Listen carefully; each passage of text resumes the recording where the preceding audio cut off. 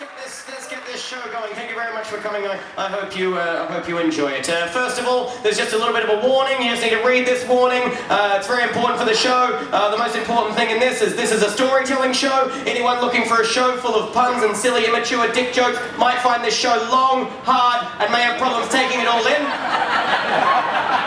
And the most important line of this is there'll be no showing of any real cocks in this performance, alright? There'll be no showing of any real cocks. Or will they?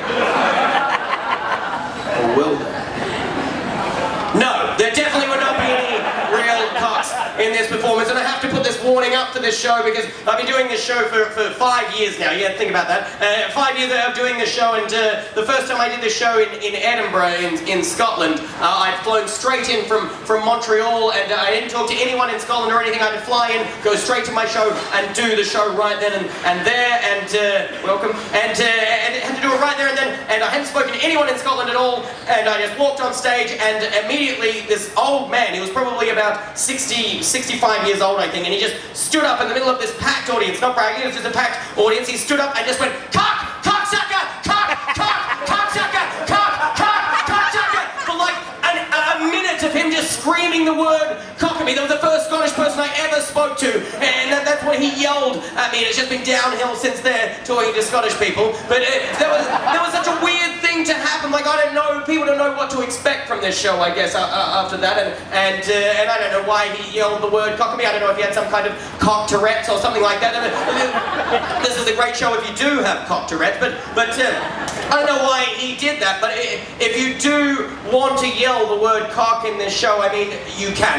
This is the only show in the Fringe, I think, where you're allowed to yell the word cock, but no, there are certain times, mate, certain times. Don't come too early. So you can yell the word cock. Let's wait for this guy, and I'll count to 3, and let's all get it out of our systems, alright? We'll all yell it out, and it'll be a great little thing that we do. You ready? 1, 2, 3. Cock! That was pretty good. That was pretty good. Alright, I'll do it again. I'll do it again, and I'll yell it into the mic this time so we freak out some people walking along the street. Yeah, that would be really good. Hopefully, imagine if there's a guy in the toilet. And he's just going, oh, it is! That would be really good. Let's do that. I'll do it as well, alright? 1, 2, 3. Oh, that's really good. Now just the men. Now just the ladies. Now just you. Alright, good. Yeah, give a round of applause. That was really good.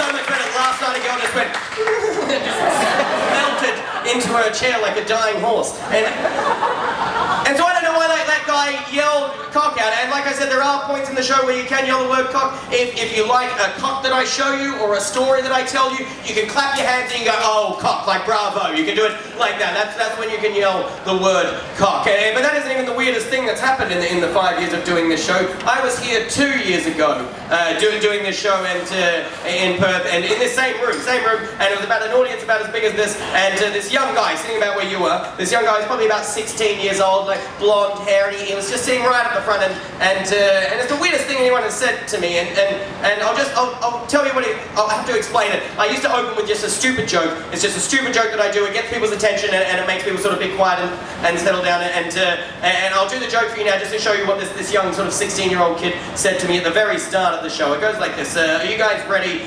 for a reality check? Yes? Yes? Everyone needs to be on board for the reality check. Are you ready for a reality check? Yes. Are you ready to have your reality checked? Are you ready? Yes. Alright, everybody, close your eyes. Close your eyes. Close your eyes. I can see you. Close your eyes. Close your eyes. Keep them closed. Keep them closed. Don't open them again. I'll do this for the entire hour if I have to. Keep them closed. Close your eyes. Focus on that darkness. Focus on the blackness behind your eyes. Just focus on that darkness. Keep them closed. Close your eyes. Close your eyes. Close your eyes. Josh, doing tech. Close your eyes. Sam, close your eyes. Everyone has to close your eyes. Keep them closed. Keep them closed. Keep them closed. Close your eyes. Close your eyes. Focus on that darkness. Focus on the blackness behind your eyes. Close your eyes. Close your eyes. Close your eyes. Close your eyes. We'll wait for these people to come in and sit down. Guys walking up the stairs, close your eyes as you're walking. Close your eyes. Keep them closed. Keep them closed. Close your eyes. Keep them closed. Does everyone still got their eyes closed? Don't open them. Don't. I saw you look at the people walking up the stairs. Keep them closed, blonde lady. Close your eyes. Close your eyes. Guys, close your eyes. Keep them closed. Close your eyes. Close your eyes. Close your eyes. Focus on that darkness. Stop talking and close your eyes. Close your eyes.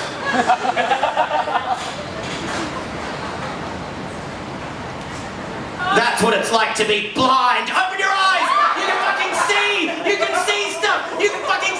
like you just got your reality checked.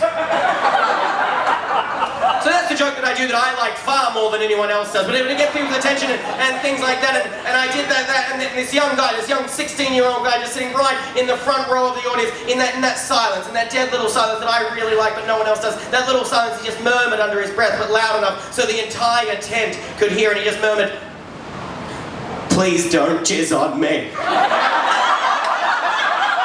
That is a real thing that someone has said to me in this show. What did he think I was going to do? Did he think that's my little trick? Is it that's my little trick? I do a show called Pretending Things Are a Cock. I tell everyone to shut their eyes in the first 5 minutes, and then it's just an hour of... What happened to this kid? What made him say that? What makes someone say something like, did he fall asleep one night, just wake up and close his eyes for just a few seconds and wake up and jizz was in his face? He's like, what's happened? It must be that Pretending Things Are a Cock guy. I'm going to go to that show and sit right in the front. There'll be no jizzing in the show, alright? There'll be no jizzing in this show. Well, not from me, some of you might really enjoy it, but none from me. There'll be no jizzing because this show is a story. It's an odyssey. An adventure. Rife with danger. It's a quest. A journey. To far off lands. It began in Australia. Went to Bolivia. To Africa. And to Paraguay. To Lake Titicaca. And to Amsterdam. To Japan. And to Canada. To the Amazon jungle. And to Singapore.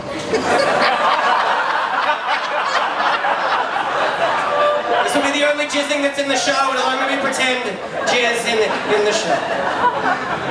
To Scotland. Cocking the greatest cities of the world like Chicago, Sydney, London, Buenos Aires, New York City, Vienna, Kuala Lumpur, and Paris. Went to Berlin, and to Hollywood, to Rio de Janeiro, and of course, to Perth. And to the town of Carpenis in Romania. That's a real place. Carpenis in Romania is a place that exists in the world. It's the story of a man, an artist, who dared to dream. This is not just a story. It's an exploration of the soul. An insight into the mind of a man who spent over 4 fucking years and over 300 photos pretending things are a cock. So thank you very much for coming, guys, and I know you don't know what to expect from this show, and you've got some questions, and people always have questions when this is now a book and a popular website and everything like that, and people always have questions, and one of them is just, what if someone who travels around the world pretending things are a cock, what do they do? What is going to happen in this show? And the fact is, yes, I traveled all around the world for this thing. I started in Australia, I went to Africa, I went to South America, I went to North America, you see where I'm going with this. I went to Europe, I went to Japan, and then I came back to Australia there, and I went to a couple of islands down in that area, and a few islands down in those areas down there, and I traveled all around the world for this, and people don't know what was going to happen in this show, and this is one of Plato's lesser known quotes, but it's a very important quote in this show. Because behind every cock that I've done around the world, there is a story attached, and that's what this show is about. Me sharing some of the stories behind some of the more famous cocks I've done around the world. And people have a lot of questions. They read the book and they go to the website and they have all these questions for me. Questions like the main one is why? Why would you make two human fingers? Why would you do this? And I try to explain the reasons why, and then it's always, no, really, why? Why are you making a baby deer in a jar? Why would you do this? And I explain and everything like that, and then it's always, what is wrong with you? What is wrong with you? That you would do this kind of thing. And so many questions that people have, like, who are you? And are your parents proud? That happens quite a lot. And did you suffer some kind of trauma as a child? And how is this a thing? How is this a thing that is happening right now? And why does someone decide to do this? And this wasn't a decision that I made. I didn't wake up one morning as a little kid and just go, I'm going to make cocks of things one day. It wasn't a decision that I made. My housemate just took a photo, he posted it online, and it became this popular thing, and then we just went with it. It just became this thing. So I didn't choose to cock. Cocks chose me. So that's what this show is going to be about. That's what this show is going to be. I'm going to try and answer all of these questions the only way I know how. With pretend cocks. The stick that holds the window open in summer cock. Hot dog cock. Didn't even ask that guy to do that. Dash hound cock. The inside bit of an old telly I found on the beach cup. Scientology cup. Photo of family and loved ones. So when people ask why would I do this? Why would I do this to my family? And why would I make my brother's wife and my own 2-year-old niece my cock? Why would I do this to my family? And for this, you got to know about my family and my upbringing and the story behind Photo of Family Loved Ones cock. I grew up in this tiny little community in rural South Australia. And I have 3 older brothers and a dad, so including my own, that's 5 cocks in my life from birth. Surrounded by cocks growing up. And my dad is a minister at the local church in this little community, which kind of explains a little bit right there. But my dad is this minister, and this very religious and serious man. A very, very serious man. And when I was about 6 years old, one of my favorite things to do was to tell jokes. And my favorite jokes were knock-knock jokes. And my dad called me over when I was 6 years old. He sat me on his knee and he looked at me in my eyes and he said, "You need to stop telling knock-knock jokes." And I said, "Why?" And he said, "Because they're offensive to homeless people." That's how serious this man was, a very serious and stern man. But my dad wasn't really the problem for me growing up. The problem was my brother Tim, who was 2 years older than me. Now, Tim was that kid at school, he's just mad for his own cock. You know that little kid who constantly got his hands out his face, rearranging and changing, and that embarrassing kid. And he was my older brother. And my older brother was that kid at school. And constantly, you know that kind of kid who comes to school in tracksuit pants and an erection, just walking around like it's nothing. That kid. And Tim made my life very hard growing up. He was a horrible bully to me as well. He used to do these horrible things where he would sit on my chest with his knees on my arms like that, and then lean over and go to spit into my face. And then just before it had hit me in the face, he'd suck it back up again. This is fucking traumatic. And you know what? Tim was terrible at timing, so often he just spit directly into my face. And if my mouth was open because I was screaming for help and the spit went into my open mouth, he just raised his fists and go, "Go!" like that. Just a horrible fucking bully. And he did all these sorts, and he was mad for his own dick. He thought his dick was just this weird, funny thing growing up. And when we'd be in Sunday school at church, and we'd all these kids would just be sitting around this table, the teacher would have her back turned, and Tim would play this little practical joke that he called "Look Under the Table." And this is just this little joke. We're all sitting around the table, and Tim would just announce it, just go, "Look under the table." We'd all just innocently look under the table and have his dick out. That's a practical joke. We'd just go, "Dick." That's the punchline to that joke. And he did all these sorts of things, and when he hit puberty, he just went mad with puberty. It just got worse. And I remember when Tim was hitting puberty, he was about 13 years old. I was about 10, and my favourite thing to do when I was at 10 years old was to play Super Nintendo. And I'd run home after school and I'd play Super Nintendo and I'd play my favorite game, NBA Jam. And I'd be sitting in my room just playing NBA Jam, just totally engrossed in the game, just going, oh, boom, shot like a goal and a magic, just totally engrossed in the game. Yeah, they were the best team. And playing NBA Jam, just going, oh, God, here we go. And then I wouldn't even hear Tim come into the room. And then I'd feel a warm thing just poking me in the ear. Yeah, he's put his dick in my ear! Who put their dick in someone's ear? And he did all these sorts of things. Who does this? Why would he do this? It's just this weird kid, and we'd be getting ready for school early on a weekday morning, the rest of the family eating breakfast around the kitchen table, and Tim would walk out from the shower, through the kitchen, completely naked, with just this little grin on his face, and this giant erection just flapping from side to side as he marched through the kitchen, and my mum would go, no, Tim, no, put some clothes on, put a towel on, do something, and he'd just look at her and grin even bigger and just say, it's big, isn't it, Mum?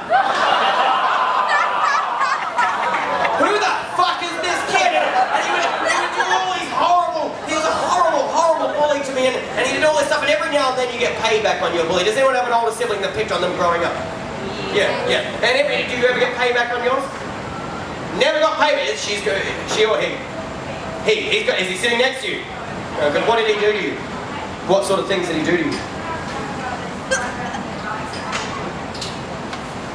Did everyone hear that? Her brothers used to ride around on their bikes and run over her fingers. That is a fucked thing. Who was one of these older siblings that picked on your younger ones? Is there an older one? You know what, the older ones never want to admit it, do they? They never want to admit it. And normally I ask the older ones and they say, I don't know, just picked on them, just did something like that. We remember the date and the time and exactly what you fuckers did, and I know you were out there.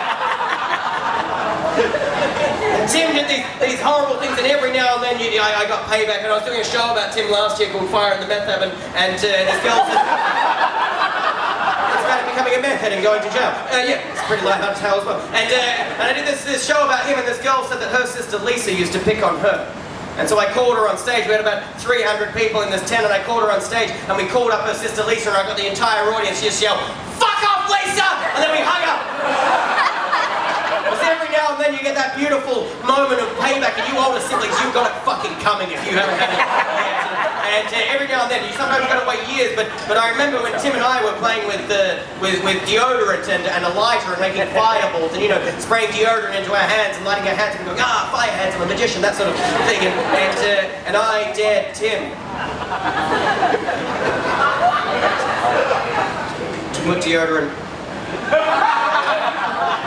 on his dick and light it up. And he did. And at first it was typical Tim just going, fire dick, magician dick, waving around everywhere, but then it started burning through. And there is nothing better than seeing these bullies who pick on you so much, just start slapping himself in the air, and spin on it, and then Mum came in and told us both off. We had to spend the rest of my nana's funeral in the car.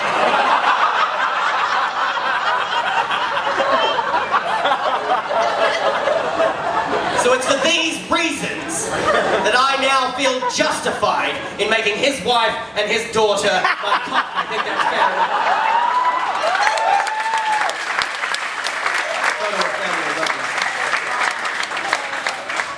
Telescope cock. Paper, scissors cock. Mr. Big Cock. It's one of the only cocks in the book where I am the cock in the photo. Giant Jesus' hand cock. Dad does not like this. Actually, Dad hates this entire thing. Door snake cock. The story behind door snake cock was this long and convoluted story that I used to tell, and I was doing this show in Montreal in Canada, and this guy came up to me after about the 5th show and he said, what's a door snake? And since I've been doing the show, I found out that more and more people don't know what door snakes are. And he said, I don't know what a door snake is, and he said, Canadians don't know what they are. And I said, it's this long thing. Does anyone not know what a door snake is? I asked, what is a door snake? It's a beanbag type. Yeah. I asked a girl yesterday and she said it was a draft excluder. Which I thought just sounded like an awesome superhero or something. It's actually a pretty very shit superhero just stopping wind, but still, that was a weird thing. And I said to this guy, he said, what's the door saying? I said, this long thing, it's filled with sand and stuff, you put it under the gap, under the door, it stops a draft from coming in winter, it keeps your house sort of insulated. He said, I have no idea what you're talking about. I said, it's this long thing, it's a bit like a toy, it's a little bit like a toy, and I was from a poor family, my dad was a minister, not a Catholic one, I was from this poor family, and I didn't have many teddy bears or anything like that, so I actually used to sleep with the door snake. You know, the Canadian guy said, that's really sad, and I said, yeah, Tim put his dick in my ear, it was a horrible time. And then I said, it's this long thing, you put it under the gap under the door, don't you have them in Canada? And he just looked at me and said, no, Canadians build their doors right. So fuck that story off now, it doesn't matter anymore. Bruce Lee cock. Mid-air snorkel cock. Cobra cock. Cock cock. Calf cock. So again, the story behind calf cock goes back to these years of my life, my younger years of my life, and the truth behind this one is people think I would have suffered some kind of trauma as a child, which obviously I did at the hands of timber. But when they ask me that, I think back to this, and this is actually the closest I've been to any kind of bovine for a number of years. And that's because I'm scared of cows. I don't like their big black eyes, I don't like their long eyelashes, I don't like the way they move, I don't like them. And so because of this, my dad, growing up on the farm, would give me and my brothers animals on the farm to teach us responsibility. And so he'd give me this pig, and he'd say, this is your pig, you feed it, you give it water, you name it, it's your pet until market time. And not understanding the effect that this might have on like a little 7-year-old kid's brain. And so I had this little pig that he gave me, this little tiny piglet, and I fed this pig every day. I named it Megan, after my cousin Megan. I just liked her, and a weird little cousin crush thing on her. And I had this little pig called Megan. And I loved Megan, and I fed her every day, and I gave her water every day, and within no time, she grew up into this big, fat pig. And then market time happened, and Megan disappeared. And I said to my dad, where's Megan gone? And he said, she's gone to market. And I, as a 7-year-old kid, I didn't really understand what market meant. I didn't know what that meant. I thought maybe she'd just gone to get a cheap scarf or something. I didn't understand what market meant. And my dad tried to explain this to me, but even I didn't get it until later that night when we were having pork chops for tea. And Dad just cut off a little bit of his pork chop and said, see, John, this could be Megan. This fucked with my brain. This fucked me. I couldn't believe that I could be eating my own pet. I loved Megan. I couldn't believe that I've been a vegetarian ever since this day. I couldn't believe it. And I cried and I was so upset and everything. And my dad assessed the situation and went, oh, John's a little bit upset because we're eating his pet. Maybe we won't give him another pig. Maybe we'll give him a cow instead, because that will last longer. And so he gave me this little calf, and this is completely true. I named this calf Auntie Verna, after Megan's mum. I just like that side of the family, I guess. And I call this calf, that's actually true. I had a duck called Duck Duck, that wasn't a member of the family, but I had this little calf called Auntie Verna, and I loved Auntie Verna, and I fed her every day, I gave her water every day, she'd run up to the gate when I would feed her and everything like that. And again, within no time, she grew up into this big, fat cow. Now all you do when you grow up on the farm in rural South Australia on weekends is play sports. And me and Tim are getting ready for the under-10s football on a Saturday morning, and we're kicking the football out in the backyard, and Tim kicks the football over the milking shed, where we milk the cows, obviously, why would we call the shed that? And it's made of milk. And he kicks the football over the milking shed, and I run around the back of the milking shed to go and get the football, and as I'm running, I step on this patch of dirt, and I spring up into the air. And I turn around and I check this patch of dirt. It's a springy patch of dirt. Now we're from a poor family. I had a door snake for a teddy bear. I didn't have a trampoline or anything like that, so a springy patch of dirt, that was fucking exciting for me. And so I started jumping on this patch of dirt. I'd like to say I was doing awesome backflips and stuff. It was about a foot off the ground, but still that's amazing for a springy patch of dirt. And I was jumping on this patch of dirt, and I yelled out to Tim over the milking shed. I said, Tim, I found a dirt trampoline! I found a dirt trampoline, Tim! Tim came running around the back of the milking shed, and as he came around the back, I went to do this sort of flourish move, this sort of kick, this show-off type move. It's a little bit effeminate now, but this sort of kick type thing. And for those of you who had trampolines as kids, you know you shouldn't wear shoes on. you should definitely not wear football boots. And I'm all decked out in my under-10s gear, and I go to this big flourish type move, and the stud from my football boot pierces the fabric of the dirt trampoline. And this popping sound happens. And I fall into this hole, and these things start digging me in the legs, and the hole starts filling with this grey, thick fluid, and the smell fills my nostrils, and I'm slowly sinking down into this weird pitch. I feel like Artax, Atreus' horse, and never-ending story, just slowly sinking down into a pit of sadness. Congratulations if you know that reference, but slowly sinking down into a pit of sadness, and I look up at Tim as this weird fog is up past my knees now. I look up at Tim and just go, "What's happening?" And he just runs away, leaving me there in this weird fog, and I cry out for help, and my dad hears my cries. And he walks around the back of the milking shed, sees me in this hole, picks me up out of the hole, carries me to the front lawn, puts me on the front lawn, and gets the hose and starts washing off my legs. And as he's doing this, I say, "What was that, Dad? What was that?" And it's then that Dad tells me that 2 days earlier, Auntie Verna, my pet cow, died. And that he had buried her out the back of the milking shed. And then he explains to me that when animals die, they become bloated and full of gas and fluids.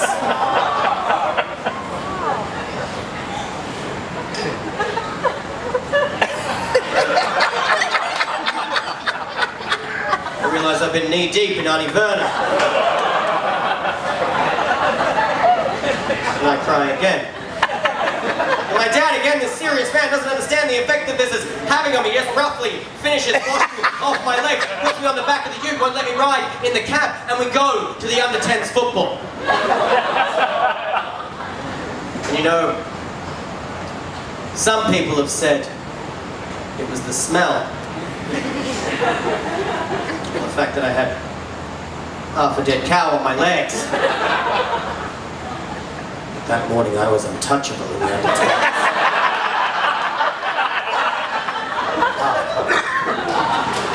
Thanks.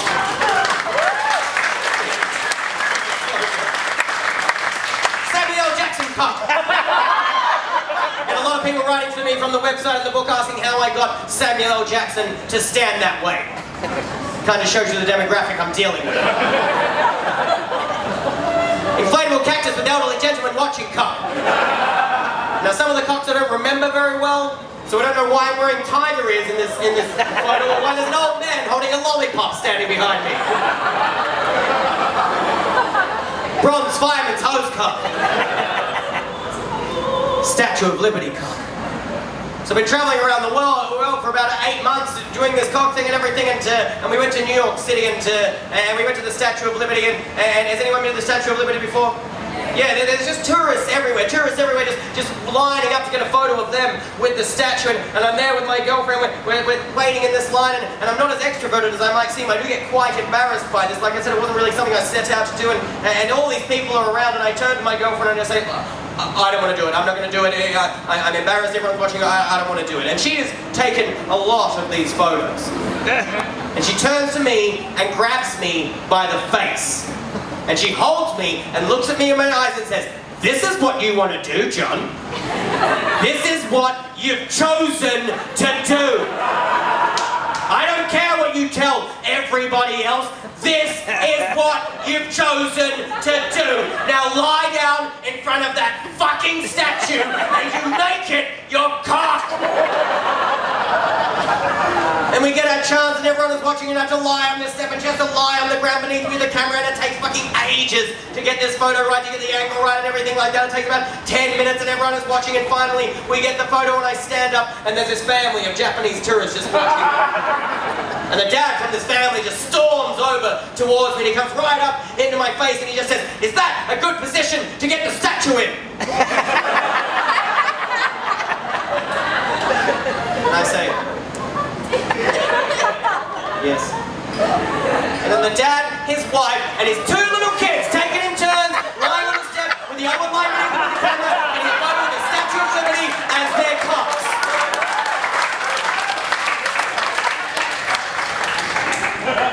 cock. Anything can be a cock as long as you believe. That's the lesson to take home with you. Perfect example, mime cock.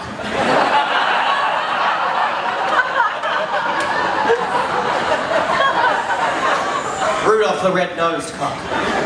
So I've been travelling around the world for about a year and a half. When I come back to Australia and I go back home to visit my family and my parents and everyone, and it's coming up to Christmas time, and everyone is writing on the website saying I have to do a special Christmas cock for Christmas, and I say, I'm in Adelaide, what should I make? And they say, you make this big Christmas tree in Adelaide, your cock. That's what you should do for Christmas. But I can't do it because we go and visit the Christmas tree, but my mum and dad are there the entire time, and I've kept this whole thing a secret from mum and dad. The entire year and a half. I blocked them from all the Facebook things and everything like that. I just told them I was traveling, and they believe that and everything. And so we go to this Christmas tree, and I can't do it. I don't have enough time. So I just quickly grab this little Rudolph the Red-Nosed Reindeer toy. I run around the back of the Christmas tree. My brother takes a photo, and I run back around the other side of the Christmas tree. And my mum, this little really serious, just like my dad, minister's wife of a lady, is just standing there with her hands on her hips like this, watching me. And she looks at me and says, "Just doing one of your photos, are you?" I said, yeah, we're just taking some photos around the other side of the Christmas tree, Mum, just taking some photos. And she said, "I know what you do." And I said, "No, Mum, it's not what you think, it's not what you think, it's just a phase, it's just a one-off thing, I was just doing it, just that time I kind of feel like I'm coming out or something." And I was like, no, Mum, it's not what you think. And she settles me down and just says, "I've done one." And I said, "What?" And she said, "I've done a cock." My mum has never sworn in her entire life. I've never heard her swear in my entire life, and the first word I hear her say is cock. And I don't know what to say about this, but all I just say, "Well, what did you make?" And she goes, "You know how I go fishing with your uncle on the river? I made one of those big rusty boat cranes that drop the boats into the river. I made one of those big rusty boat cranes, my cock." So not only have I heard her say cock, I've also heard her say my cock, which is very disconcerting as a younger son to hear your mum saying something like that. And I am dumbfounded by this. I am speechless. I don't know what to say because I have never been more proud in my entire life. I can't believe that my little tiny minister's wife, this very serious little woman, could do something like this. I can't believe that this photo exists.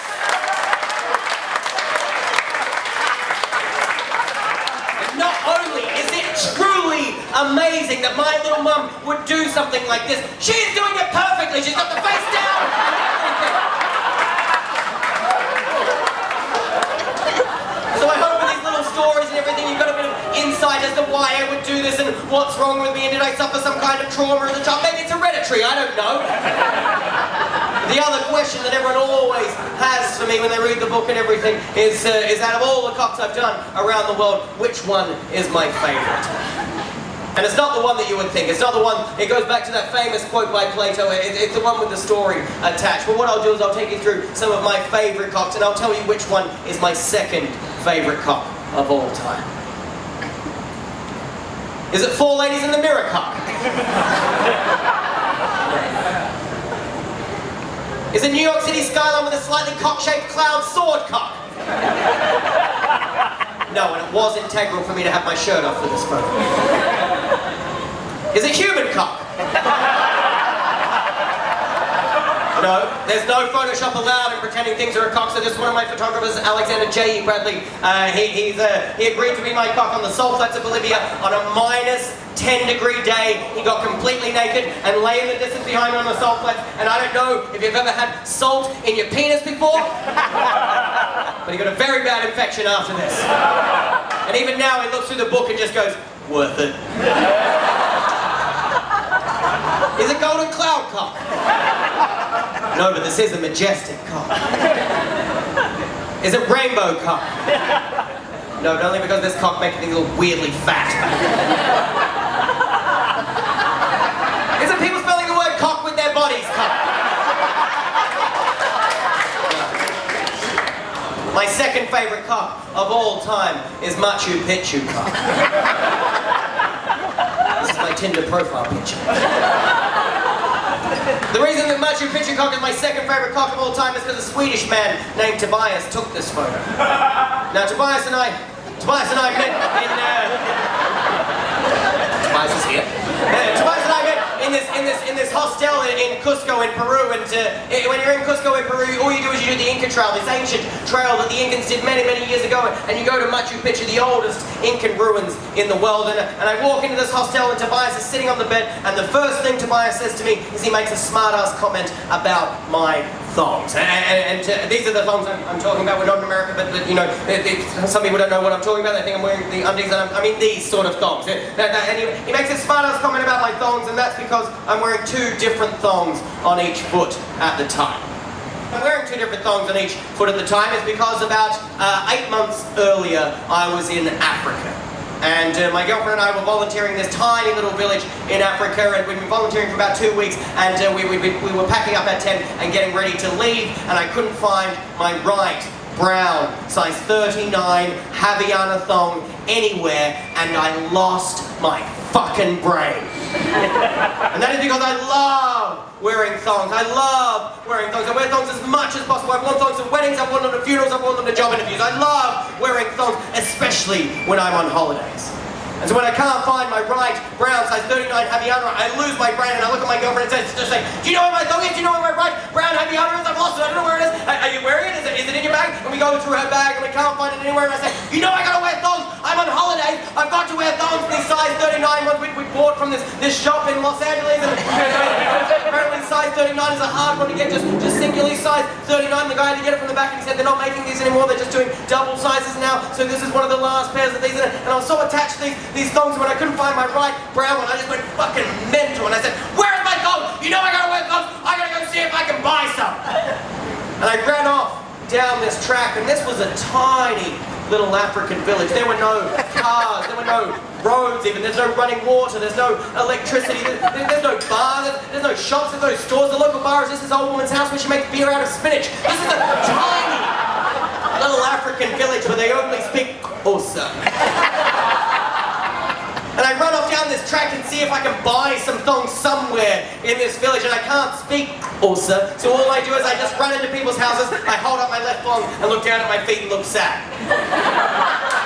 And all these people say no, and then this man in one of the rondavels, he tells me to go to one of these bigger rondavels on top of this hill, and I run up to the top of this hill, and I run into the rondavels, and there's this big African lady just sitting behind this desk, and there's all stuff on the walls. And I think maybe this is a place where I can buy some thongs, and I take off my left thong and I look sad, and the old lady shakes her head, and I go to leave. And as I get to the door, the old lady yells for me to stop. And I turn around and she starts yelling into this room out the back. And then this little, about 8-year-old girl comes out, who I assume is this woman's daughter or her granddaughter. And they start having this argument in Xhosa. It's very interesting, very fast clicks. And they start having this argument, and then finally the little girl kicks her feet, and the old lady bends down and holds up this pair of thongs and goes to give them to me. And my first response is I go, oh no, because these are her daughter's thongs, her daughter's footwear, and this is a tiny village where most people don't even wear shoes, but secretly the real reason is they're obviously little 8-year-old girls' thongs. They're bright pink, they've got little white flowers on the bottom, and they say something like, hey baby, there, and I just think, oh no, a bit too flamboyant for me, I'm fine, thanks. But the old woman begs me to try them on. And so I walk back into the rendezvous and I try these thongs on, and as soon as I try them on, the old lady and the little girl start laughing. Now this is because they're obviously little 8-year-old girls' pink, flowery thongs. But I think the real reason they're laughing is because they're obviously about 5 sizes too big for me. Now I've been teased about my height my entire life. I was always the smaller kid in school, so when they start laughing, it brings back all these memories about when I used to lie about why I'm short so the kids wouldn't tease me. For years, I told all the kids at school that I've got a hole in my heart like Webster and Gary Coleman. Congratulations if you know those references as well. But and then Lord of the Rings came out, I told everyone I was a hobbit, and now I just tell people I'm not really short, I'm just always in the distance. None of these are true, and it makes it very hard to get close to people and make friends, and when they start laughing, it brings back all these memories, and you know what, I just go, you know what, fuck it, I'll buy your daughter's thongs, I'll buy your daughter's footwear, and I pay the money, I put those thongs on, and I walk out of that place with my head held high. Not quite as high as that. And I walk back to my girlfriend and I say, don't worry, don't worry, don't worry. I found a pair of thongs and pulled them up this little 8-year-old girl. It's fine, we can leave now. My girlfriend looks down at my feet, she says, you're not wearing them. And I say, why? And she says, well, I'm a fashion designer. And I don't want to be seen in Africa with you wearing some little 8-year-old girl's pink, flowery, too big for your thongs that look stupid, and that's embarrassing for me. And so we have this argument, and finally we compromise, which means I do what she says. And I say, what if I wear the brown thong on my left foot and the girl's thong on my right foot, just until I get somewhere where I can buy a new pair of thongs? My girlfriend agrees, she says, okay, I guess you'll look a little bit eccentric for now. That is fine for now. And so we leave this little village. We travel all around Africa, and I don't buy a new pair of thongs. And that's because by this time I've worn them in, which is very important for the avid thong wearer. I'm assuming both types of wear, to wear them in, wear your little foot in them, and I've worn them in, and I'm starting to grow quite fond of these mismatched thongs that I've got. I always know which ones are mine at the front of people's houses. No one ever steals them or takes one of them or anything like that. And people come up and talk to me. They think I'm this eccentric weirdo who wears 2 different thongs on each foot, and I like this attention that I'm getting from people. My girlfriend does not like that I like this attention that I'm getting from people, and we leave Africa without me buying a new pair. We go to South America. We travel all around South America. We go to Brazil, the home of the Havaiana thong. My girlfriend begs me to buy a new pair of thongs. I say, no, these are fine. She leaves me. She goes back to Australia, and I'm left to travel around the rest of South America by myself. I go to Peru, I go to Cusco in Peru, I walk into the hostel, Tobias is sitting on the bed. The first thing he says to me, he looks down at my feet and just says, maybe your feet are bisexual. And it's a pretty funny joke, and we start talking and everything, and he's traveling by himself, and so am I, and all you do, like I said, is you do the Inca trail and you go to Machu Picchu, and Tobias and I decide that maybe we'll do this together. Now, Tobias is a stereotypical Swedish man. He's tall, he's skinny, he's got blonde spiky hair, he's got blue eyes, he looks like he's about 14 years old, he's really 26, he says "ja" after every sentence, he loves ABBA, he loves assembling cheap furniture. He's a stereotypical Swedish man. And so we start talking and we decide that we're going to do the Inca Trail together. And we go off around, has anyone done the Inca Trail before? Yeah, what did you do, which one did you do? Did you do the real one? The 4-day one. That's what you're supposed to do. You're supposed to do what the ancient Incans did and walk for 4 days all the way to Machu Picchu. We try and buy a different tour on the Inca Trail, and some of these tours that they're trying to sell us involve riding mountain bikes. Now, I don't remember the ancient Incans riding mountain bikes unless they were made of stone and trees. And so Tobias and I go, you know what? Fuck the Inca Trail. Fuck the Inca Trail. Let's do the Swedish-Australian Trail instead. This involves getting in a van, driving to a town halfway between Cusco and Machu Picchu, spending the night in that town, getting another van, and driving the rest of the way to Machu Picchu. It's the Swedish-Australian Trail. You can do it. Fucking paparazzi. We'll just wait.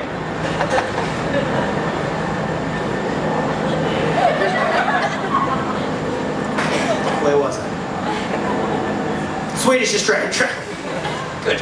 Glad we're filming. And so we decided we're going to do the Swedish-Australian Trail, which is just getting in this van, driving this 7-hour drive, spending the night in this little town in the middle of Peru somewhere, and then driving the rest of the way there. And so the next morning, Tobias and I get up early, and we get in this little van just filled with these old Peruvian men just getting dropped off at their workplaces. And we drive this 7-hour drive, and in the first hour of this drive, these old men, they start feeding us these cocoa leaves.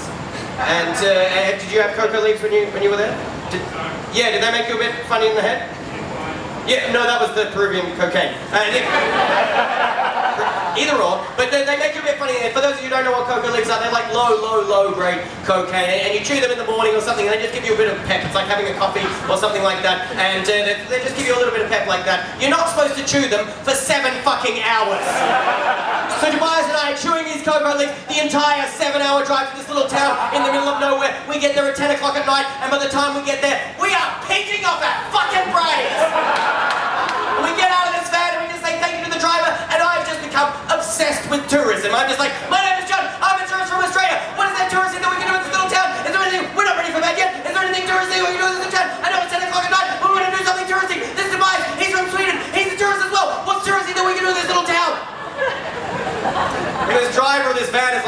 this a million times. He just goes, oh God, okay. You can go to the hot springs, they're lit up at night, you can go at any time. That's what you do in this little town. And so we say, thank you very much, and we drop our bags off at our hotel, and we say to the lady at the hotel, how do we get to these hot springs? I'm a tourist, I'm from Australia, my name's Jon, this is Mike, he's from Sweden. How do we get to these hot springs? We go there all over night, we can go at any time. How do we get them? We're tourists. And she goes, oh God, okay. Get a torch, go down this road, find the river, turn right, follow the track along the river, and follow that track until you get there. So Tobias goes and grabs a light, and we start walking. 2 hours later, we're still walking. It's now midnight, it's pitch black, all we can hear is the river running alongside us. During this 2 hours, Tobias and I have really bonded. We've really cemented this coke-fueled friendship that we have, and we really bonded over this walk. We've talked a lot about our upbringing, our childhoods and everything like that, and I've talked about my troubled childhood with Tim and my dad and this religious thing, and Tobias has told me about his troubled childhood growing up knowing that he's a homosexual man. And I said, tell me about rough childhoods Tim put his dick in me. And then Tobias tells me about how many times he tried to commit suicide as a teenager because he could never come out to his dad. And I say, tell me about rough dads of mine, wouldn't let me do knock-knock jokes. And as Tobias is telling me all this stuff, we're having this beautiful heart-to-heart as we're walking, my stomach drops. And my bum becomes enveloped in warmth. I just feel my undies just kind of stretch backwards. Tobias is telling me all this stuff about trying to commit suicide and everything like that, and I turn to him and just say, I have to shit! I see his little face just clench up and he just goes, you just shit yourself, yeah? And I'm filled with shame and horror, and I lie and I say, no, I just have to shit, and I have to shit right now. And I run off into the darkness, I turn right down towards the riverbank, and I trip over the fucking little girl's too big for me thongs, and I fall flat on my bum. And just slide down the riverbank. And I'm sitting there in the darkness, and the only thing that is going through my brain at this time is I just think, who poos themselves? Who poos themselves as a 28-year-old man? Am I someone who poos themselves? Is that what I have become now? Is that who I am? Am I a person who poos themselves? Am I someone who travels around the world pretending things are my God? And I shit myself! Is that the person I am now? And by this time I am literally crying. I am weeping with shame in the darkness, going, I don't know who pooed myself, what I become. And then I go into survival mode. And I think, what do I know? What do I know about pooing myself? I mean, Bear Grylls doesn't teach you how to deal with this situation. Let's just eat the shit and carry on. And I think, what do I know? What do I know? And Tim's voice comes clearly into the back of my mind, the best advice he ever gave me as kids, and it comes through and he just says, if you ever poo yourself, you take off your pants, you take off your undies, and you clean yourself with your undies. So I take off my shorts, I take off my undies, but they are fucked. The only thing I can do with them is just slap them against a rock. And the next best idea that comes into my brain, the next best thing is I just get some dirt, and I get dirt! Like that. And I know what you're thinking, I should have jumped in the river and cleaned myself in the river, but this was a fast-flowing river, and if I jumped in this river and got washed away and drowned, and the only thing that was left of me was some giant shit on some rocks and some little girl's pink, flowery thong, I don't want to go out that way. I don't want the police to be checking the scene and going, yes, we can tell it was your son, Mrs. Bennett, because we checked the DNA from this giant shit on this box. Oh, I'm pretty sure he's a cross-dresser or something. He's wearing some little girl's pink, flowery thong. Oh, how do we find this out? We asked the Swedish homosexual man. I don't want that to be my legacy. So now I'm stuck in the darkness. I have to call up to the track. Tobias. Tobias, can you come and shine the light for me? Had an accident. Tobias comes walking down the side of the riverbank with a light, and he shines a light on me, just squatting under his rocks, just shit everywhere, looking like a little pair of brown bike shorts or something, just crying, going, "Help me, Tobias! Help me, Tobias!" And he shines the light on me, and he immediately sees this thing, and then he immediately tries to divert it somewhere else, but it goes straight onto the rock where I've slapped my unders against it, back onto me like this, and he says nothing.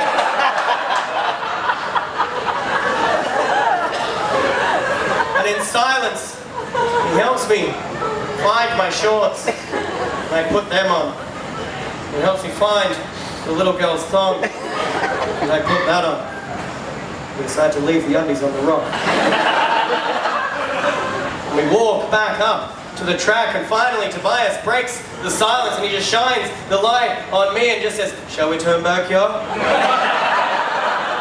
And I've gone through all these stages of grief and horror and shame, and I get angry.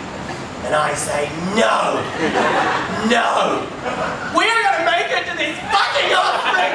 You're the one that wanted to go on this Swedish Australian trail! I wanted to do the one that had mountain bikes! You're the one that wanted to take the cocoa leaves and talk to the locals, and by this time I'm poking him in the chest like this, and he gets really angry. I don't know if he's ever been poked in the chest by a small Australian company's own shit before. And he turns around and storms off down the track, and I'm just left to trudge behind him, and then all I can smell is myself, and all I can think is I'm never going to be able to go to Sweden. Tobias is going to tell all of his friends. And after about 10 minutes of this, Tobias slows down, and we start walking together. And again, he breaks the silence, and he just shines the light on me and just says, "We'll be good friends now, yeah?" And my heart just melts, and I say, "Yes, yes we will. We've been through a lot, haven't we?" And I say, "I'm sorry, Yoda, it's not your fault at all. It's not your fault at all. It's just a very dark period of my life. I'm really sorry about that." And he says, "Don't worry about it. Don't worry about it. It happens to anyone. It's fine. It's fine." And I say, "Thank you so much for helping me, and I really appreciate you. And I do think we will be good friends, and I do feel it. And I'm very sorry that we argued like that. It's not your fault at all." And he says, "Don't worry about it. Don't worry about it. I think we're going to be good friends as well. It's fine. I can really feel it." And I say, "Yes, I feel so too. Do you want to have a hug?" And he says, "No." And we finally make it to these fucking hot springs, and the first thing I do is I jump in this little pool and just wash myself vigorously in this little pool, and then Tobias and I go and jump in one of the bigger pools and watch all these tourists come and swim in the little pool.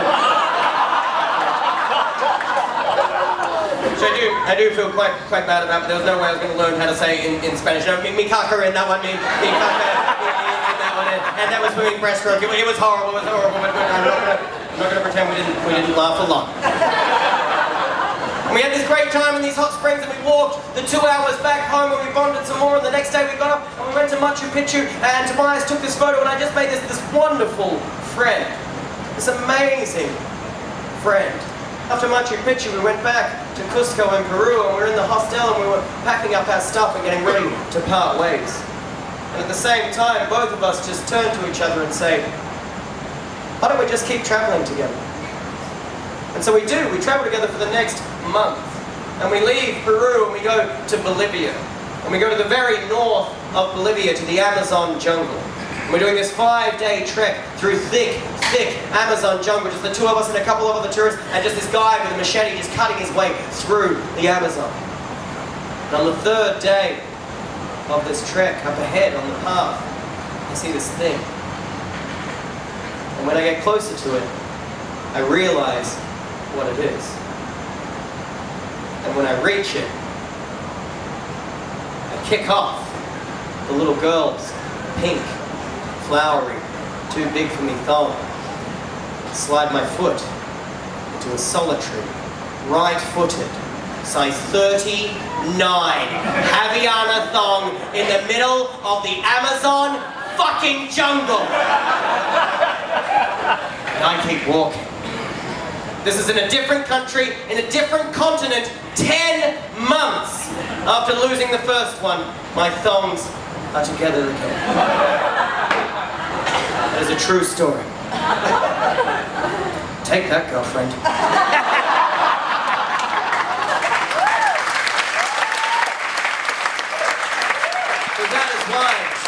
Machu Picchu cock is my second favourite cock of all time, and one of my favourite cock of all time is little girl's pink cloudy cock.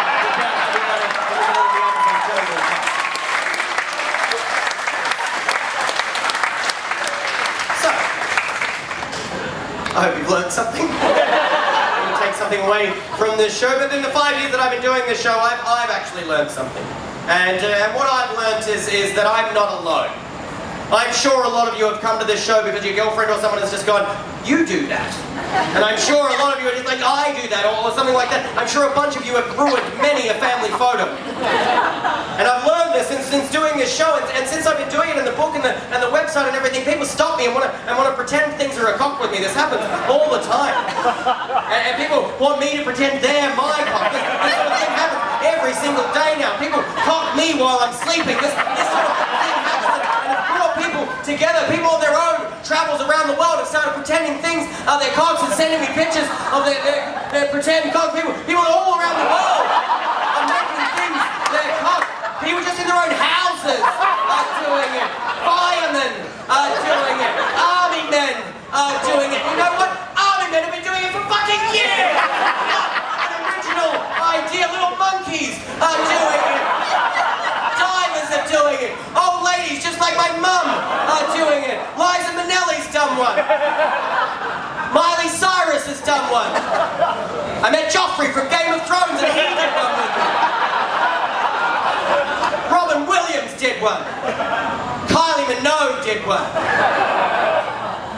I met David Hasselhoff and he did one. Even Kim Jong-il did one. That this is something that you want to do, and by all means I encourage you to grab one of the cocks from the stage and we'll all do a cock together after the show. It'll be a bonding experience just like I did with Tobias, but in case you think that this might be something that you want to do, there's something you need to see first.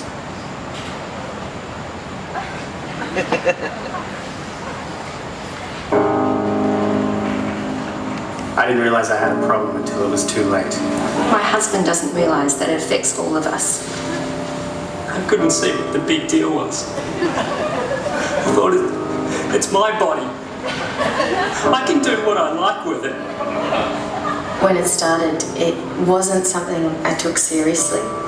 It was just something I did for fun on weekends. Fue algo que hice una noche que estaba bien pedo. You know, it's just that rush you get. Like I'll be out with friends and they'll say, go, you should do it. And then I'll do it. And I'll feel good. I don't know how it happens, it just does. I don't have a problem. I've literally lost the ability to see things. I don't see real things anymore.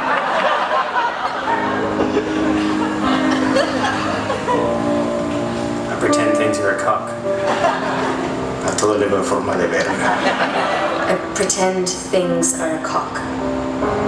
I pretend things are a cock. He pretends things are a cock. Please buy a Pretending Things Are a Cock book. Help people like me stop pretending and start living.